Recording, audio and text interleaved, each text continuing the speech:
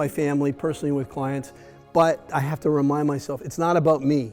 How can we get through this season, whether we as a community, whether we as a family, whether we as a marriage? Yeah.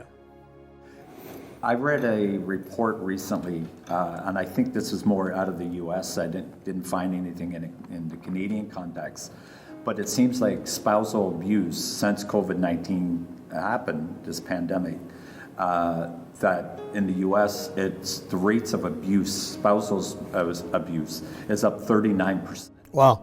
I can't confirm those numbers. But, so I'm sure, I hope that that's not the case in Canada, but I'm sure there is some level of spousal abuse that's happening now on a more regular basis. Yeah. Speak to that too. Sure. Help us navigate through that. Well, lightning will strike the tallest and the most conducting object in sight. So, it makes sense in a marriage situation. You're in an intimate relationship with that person, right. And if you're in fight or flight inside of yourself, so you've got emotional worries going on, people are afraid, basically. The biggest enemy, I think, in this time of pandemic is fear. And even as the governments are making decisions and people are afraid, and there seems to be a divide now. Those that are afraid, and therefore they're hanging on every word that the government is saying, and even reporting their neighbors if stuff's happening.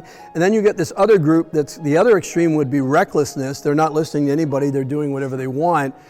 Unfortunately, they're not allowing for any in-between right now. So those that are very afraid have almost become legalistic about the rules to the point that I have to abide by it, so everyone else has to abide by it, and they're policing other people. That's creating a problem. The reckless ones are creating a problem because we got to flatten the curve. We got to find a place in between.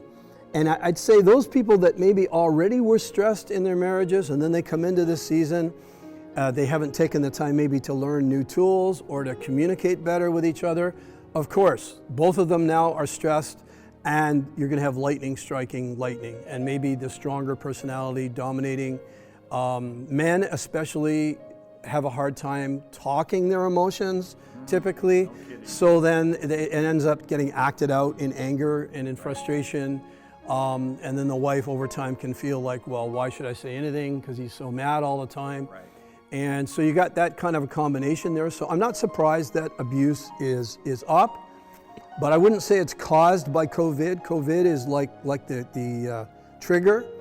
Okay. It's the fact that people haven't maintained and built their relationships or their families. And now is an opportunity to catch yourself, as you said earlier, and to rebuild, okay, what is it to consider my wife? There's good material out years ago by Gary Chapman. It's about 20 years old now, 5 love languages. Yes, as you study your spouse, what do they need? What does love mean to them? My wife, she does acts of service. She likes quality time. Me, I'm more physical touch and verbal affirmation. We have different love languages. Sure. So I have to get out, most of us will express love the way we want to be loved. Yes, okay? Absolutely. So if I'm selfish and express love and the way I want to be loved, and then wonder why she's not anxious for a kiss or a hug or to make love or whatever the case might be, I have to understand that, wait a minute, her love languages are different than mine. Right.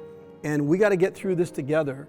And if we will step out of our own, this is all ministry, this is all the Word of God stuff. If we would step out of our own in order to impact the life of the other, especially someone so close to us, what will happen is you will get needs met and she will get needs met too. But so a lot of times this wasn't in place in families, and I think, it's a stressful season, but it's also an opportunity, like you said earlier, to be more mindful of